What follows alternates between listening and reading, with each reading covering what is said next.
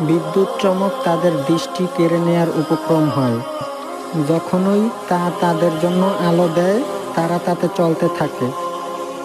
আর যখন তা তাদের উপর অন্ধকার করে দেয়, তারা দাঁড়িয়ে পড়ে।